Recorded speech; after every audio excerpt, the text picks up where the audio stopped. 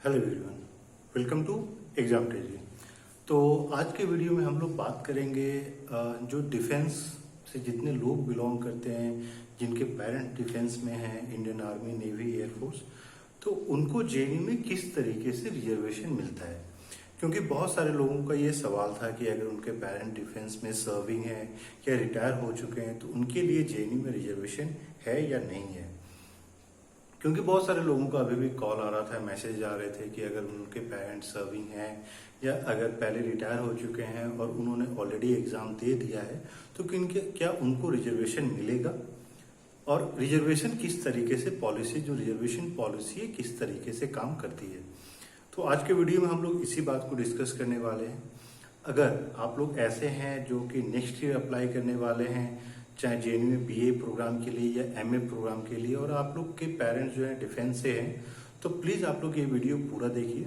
इसमें हम लोग डिटेल में आपको समझाएंगे कि जो रिजर्वेशन है जेएनयू किस तरीके से रिजर्वेशन प्रोवाइड करता है। और आप लोग ऐसे हैं जो अप्लाई करने वाले हैं तो आप लोगों के लिए हम लोगों ने फॉर्म के वीडियो के डिस्क्रिप्शन में एक फॉर्म दे रखा है। बीए के लिए अलग है, एमए के लिए अलग है। उस फॉर्म में आपको फिल करना है। उसके बाद जो पूरा प्रोसेस है, किस तरीके से रिजर्वेशन होता है, किस तरीके से आपको उस रिजर्वेशन का फायदा मिल सकता है, ये सारी चीजें हम लोग आपको पर्सनली एक्सप्लेन करेंगे। इसके साथ ही फॉर्म भरने में जो कि टेक्निकलिटीज होती है, क्योंकि जेएनयू का फॉर्म भरना एक अपने आप में एक बहुत ही, आप उसको बोल सकते हैं कि टीढ़ी खीर है। तो हम लोग आपको हर एक स्टेप पे हेल्प करेंगे सो दैट कि आपको फॉर्म भरने में कहीं कोई दिक्कत ना हो, और आपकी प्रिपरेशन में भी हर एक स्टेप में, चाहे वो आप बीए के लिए अप्लाई कर रहे हैं या फिर आप एमए के लिए अप्लाई कर रहे हैं, तो आपके प्रिपरेशन में हम लोग हर एक तरीके से एक संभव जो मदद हो सकती है वो प्रोवाइड करने की कोशिश करेंगे। तो अब आइए देखते हैं कि जो डिफेंस के लोग हैं, जिनके पेरेंट डिफेंस में सर्विंग है, रिटायर्ड है, उनको किस तरीके से जो रिजर्वेशन पॉलिसी है वो प्रोवाइड की जाती है। तो अगर आप जेएनयू का प्रोस्पेक्टस पढ़िएगा तो उसमें ये लिखा हुआ है कि 5% जो सीट्स हैं उसका उस जेएनयू के प्रोस्पेक्टस में जो एग्जैक्ट टर्म यूज किया गया है वो है सुपर न्यूमरेशन। अब बहुत सारे लोग कंफ्यूज हो जाते हैं कि सुपर न्यूमरेशन है क्या, या फिर अगर जेएनयू में 5% सीट रिजर्व है तो ये किस तरीके से फंक्शन करता है। क्योंकि बहुत सारे लोगों का अगर ये सवाल आ रहा था कि अगर मान लीजिए 100 सीट्स हैं तो क्या उनके लिए 5% रिजर्व हो जाता है, यानी कि 100 में से आपको 5% फॉर डिफेंस पीपल, क्या ऐसा होता है या नहीं होता है। और दूसरे लोग भी ये सवाल पूछ रहे थे कि सर जेएनयू में वैसे ही हर एक सीट जो कोर्सेज होते हैं उसमें आपके कम सीट्स होते हैं, अगर 5% हम डिफेंस वाले के लिए भी निकाल दें तो बाकियों के लिए क्यों, कितना बचेगा। क्योंकि आप देखते हैं अगर मान लीजिए कुछ ऐसे लैंग्वेजेस हैं जिसमें नंबर ऑफ सीट्स हैं सिर्फ 35 है। अगर मैं बात करूं बीए कोरियन की तो 35 सीट्स हैं। इसमें आपका ओबीसी रिजर्वेशन है, एससी है, एसटी है, आपका ईडब्ल्यूएस है, आपका पीएच है। तो अगर आप इतना हटा देते हैं तो इसमें फिर डिफेंस का भी अगर आप ऐड कर देते हैं तो फिर बाकी जनरल के लिए क्या बचेगा। इसीलिए इंपॉर्टेंट हो जाता है कि सब्जेक्ट का चॉइस करना। और इस साल जो है बहुत लोग ऐसे थे जिन्होंने सही तरीके से अपना जो कोर्स का चूज नहीं कर पाए, not only in terms of choice but also in terms of preference. जितने लोग आप लोग अप्लाई करने वाले हैं, अभी आप लोगों को ये लग रहा होगा कि मैं क्या बोल रहा हूँ, और आप लोगों को घबराने की जरूरत नहीं है। ये सारी चीजें हम लोग आपको पर्सनली बताएंगे। तो आप लोग प्लीज फॉर्म, जो वीडियो के डिस्क्रिप्शन में फॉर्म दिया गया, आप उसको फिल कर लीजिएगा, सो दैट कि ना ही आपको इन सारे झंझटों में पढ़ना पड़े, और ना ही जो एक टेंशन हो जाती है कि क्या क्या सब्जेक्ट होना चाहिए, किस तरीके से आप अपना सिलेक्शन का मैक्सिमम प्रोबेबिलिटी बढ़ा सकते हैं। तो सारी चीज हम एक्सप्लेन करेंगे। लेकिन अब आते हैं कि 5% है क्या। तो जितने लोग ऐसे हैं जो सोच रहे हैं कि टोटल नंबर ऑफ सीट्स में 5% रिजर्व होते हैं, ये ऐसा नहीं होता है। सुपर न्यूमरेशन करती क्या है कि सपोज कीजिए जितने भी सीट्स हैं, अगर मान लीजिए 50 सीट्स हैं, तो जेएनयू का जो reservation policy for defence personnel या डिफेंस के लोगों के बच्चों के लिए ये है कि जेएनयू क्या करती है कि 5% एक्स्ट्रा सीट क्रिएट करती है, एक्स्ट्रा सीट्स, और ये क्रिएट किया जाता है। अगर मैं इसको 100 के टर्म में समझाऊं तो एक ज्यादा होगा, अच्छा होगा। सपोज कीजिए जेएनयू के किसी कोर्स में 100 सीट्स हैं। अब अगर मान लीजिए कोई ऐसे स्टूडेंट हैं जिनके पेरेंट डिफेंस में आइदर सर्विंग या रिटायर्ड हैं, तो जेएनयू क्या करता है कि अगर आपका सिलेक्शन नहीं हो पाया तो जेएनयू ये करता है कि आपके लिए 5% एक्स्ट्रा सीट क्रिएट करेगा।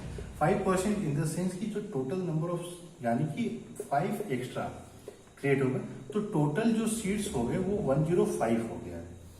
अब क्या है कि ये जो 5 सीट है ये सिर्फ डिफेंस वालों को दिया जाएगा। तो ये होता है जेएनयू का reservation policy for defence personnel. ये नहीं होता है कि 100 में ही आपको 5 सीट डिफेंस के लिए दे दिया गया, बाकी 95 सीट्स अदर्स के लिए अवेलेबल हो गया, ऐसा नहीं है। जेएनयू क्या करता है कि अगर आपका सिलेक्शन इस 100 में कहीं अगर नहीं हो पा रहा है, सपोज कीजिए आप जनरल कैंडिडेट हैं, फिर भी अगर आपका इसी 100 में हो गया तब तो कोई दिक्कत वाली बात नहीं है। लेकिन सपोज कीजिए कि आपका नहीं हो पाया किसी कारणवश, सपोज कीजिए कि आप ओबीसी में हैं और आप डिफेंस से भी बिलोंग करते हैं, ठीक है, तो सबसे पहले ये देखा जाएगा कि आप ओबीसी का जो कट ऑफ है आप उसको क्लियर कर पा रहे हैं कि नहीं कर पा रहे हैं। अगर आप ओबीसी का कट ऑफ क्लियर कर पा रहे हैं तब तो कोई दिक्कत नहीं है। लेकिन अगर मान लीजिए आप ओबीसी का कट ऑफ नहीं क्लियर कर पा रहे हैं, तब फिर ये देखा जाएगा कि आपके लिए एक्स्ट्रा 5 सीट क्रिएट करके वहां पे आप कट ऑफ क्लियर कर पा रहे हैं कि नहीं कर पा रहे हैं। और इस केस में ये हो जाता है कि जितने लोग जिनके पेरेंट डिफेंस से बिलोंग करते हैं तो उन सबको फिर जो जो नहीं इधर कट ऑफ क्लियर कर पा रहे उन सबको यहाँ डाल दिया जाता है, और इसमें फिर 5% लोगों को जो टॉप 5 हो जाते हैं उनका एडमिशन मिल जाता है। अब देखिए क्या है कि जेएनयू में अगर आप बीए प्रोग्राम के लिए अप्लाई कर रहे हैं जहाँ पे आप फॉरेन लैंग्वेज पढ़ने जा रहे हैं, तो वहाँ पे 2 अलग अलग P1 P2 कैटेगरी होती है, तो वो सारा इसी में कैलकुलेट किया जाता है। अब P1 P2 कैटेगरी जो उन लोगों को कहा जाता है जो कि जिनका जो 12th जिन्होंने एग्जाम दिया है 2 साल या उससे पहले हैं, तो वो P2 में आए चले जाते हैं। जो इस साल, मान लीजिए आप अगले साल अप्लाई कर रहे हैं, तो जो इस साल जिन लोगों ने 12th का एग्जाम दिया है और जो अगले साल देने वाले हैं, तो उन लोगों को P1 कैटेगरी में रखा जाता है। अब P1 मतलब कि आपके लिए 80% सीट रिजर्व हो जाता है, अब बाकी P2 के लिए 20% होता है। इसको भी हम लोग डिटेल में समझाएंगे। तो देखिए इसी के कारण, इन सब के कारण ये इंपॉर्टेंट हो जाता है कि आपका सब्जेक्ट का चॉइस किस तरीके से होना चाहिए। इस बार भी बहुत सारे लोगों ने वो गलती कर दी थी सब्जेक्ट के चॉइस में, और फिर जब एडिटिंग का टाइम आया था तो हम लोगों ने पर्सनली लोगों को कॉल कर करके समझाया, और बहुत सारे लोगों को इस चीज़ का फायदा भी हुआ। तब उनको समझ में आया कि हाँ, सब्जेक्ट का चॉइस किस तरीके से करना चाहिए। क्योंकि अगर आप सब्जेक्ट का चॉइस सही तरीके से नहीं करते हैं तो भले ही आपके अच्छे मार्क्स आ जाए, लेकिन जेएनयू में एडमिशन की जो प्रोबेबिलिटी होती है वो कम हो जाती है। और ये सारी चीज़ें हम लोग हर एक स्टूडेंट को समझाने की कोशिश करते हैं।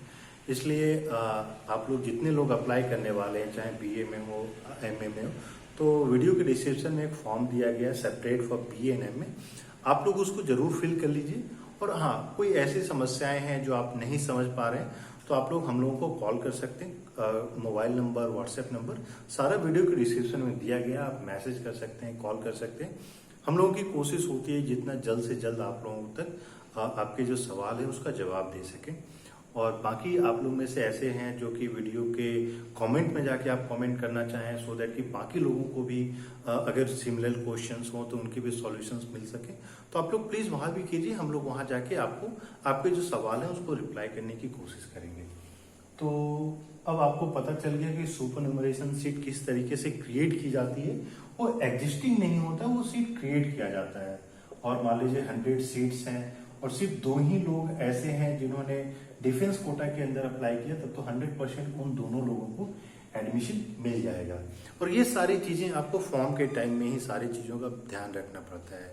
और बहुत सारे लोग इस बार ऐसे थे जो कि जिनको इन सारे बातों के बारे में पता नहीं था और वो लोग इस चीज का फायदा नहीं उठा पाए।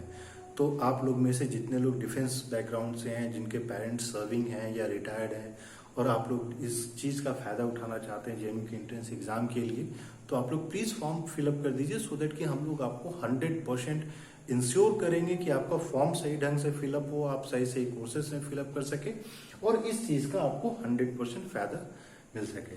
और हम लोग उम्मीद कर रहे हैं कि हम लोगों ने आपकी जो भी समस्याएं थी, क्योंकि बहुत सारे लोग इस चीज़ को लेकर परेशान थे कि डिफेंस कोटा होता क्या है, तो होपफुली हम लोगों ने ये समझा दिया है। और इसके अलावा अगर आपके पास और कोई सवाल है तो आप लोग कमेंट में जाके कमेंट कर सकते हैं। हम लोगों की कोशिश होगी कि हम लोग आपके सवालों का सही सही जवाब दे सकें और जितनी जल्दी हो सके हम लोग आपको बातों का जवाब दे सकें। सो आप लोग अपने प्रिपरेशन करते रहिए, और ऐसे लोग जो नेक्स्ट ईयर के लिए प्रिपेयर करना चाह रहे हैं और आप लोग काउंसलिंग चाहते हैं तो आप लोग कॉल या मैसेज कर सकते हैं। बहुत सारे लोग ऐसे हैं जो कॉल मैसेज कर रहे हैं, हम लोग उनको क्या क्या पढ़ाई करना है, कैसे पढ़ाई करना है, सभी के बारे में बता रहे हैं। तो आप लोग भी कॉल कर सकते हैं और हम लोग कोशिश करेंगे कि आपको सही सही गाइडेंस दे सकें। So keep watching, thank you and all the best. जिन लोगों ने अभी तक चैनल को सब्सक्राइब नहीं किया है प्लीज सब्सक्राइब कर ले, सो दैट कि हम लोग आपको सारा अपडेट्स देते रहे। So thank you and all the best.